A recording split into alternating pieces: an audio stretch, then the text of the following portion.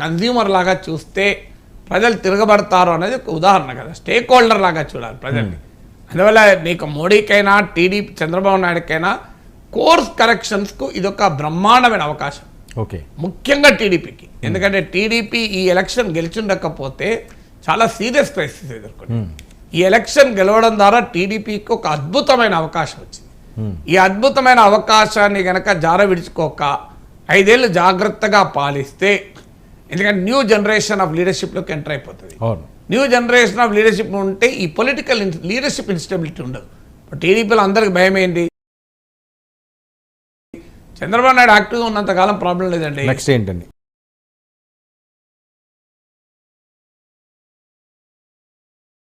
ఓడినా గెలుస్తాం, మళ్ళీ పడిపోయినా లేస్తాం.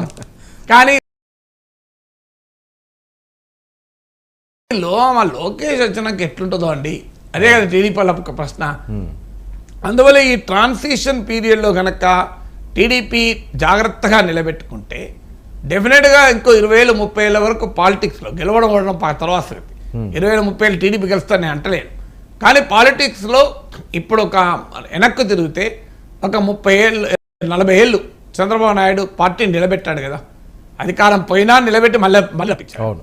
సో అధికారం 10 ఏళ్ళు దూరమైనా 2014లో గెలిచాడు, 5 ఏళ్ళు దూరమైనా 2024లో గెలిచారు. అసలు తెలంగాణ ఉద్యమము, రాజశేఖర రెడ్డి మరణానంతర జగన్ సానుభూతి వెళ్ళవలను తట్టుకొని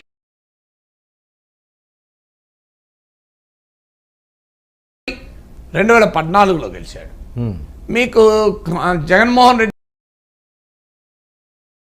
సివియర్ రిప్రెషన్ కూడా నిలబడి 2024 గెలిచాడు కదా. సో అందువల్ల ఒక బలమైన నాయకత్వం అంటే ఒక రాజకీయ పార్టీ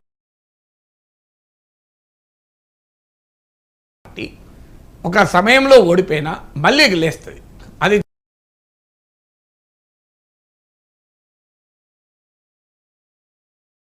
జగన్మోహన్ రెడ్డికి అనుభవం కూడా కదా.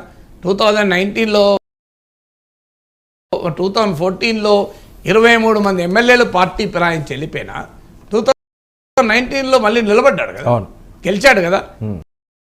సో అందువల్ల రాజకీయాల్లో ఎవరిది శాశ్వతం కాదు. అధికారం శాశ్వతం అని విర్రవీగితే ప్రజలు మళ్ళీ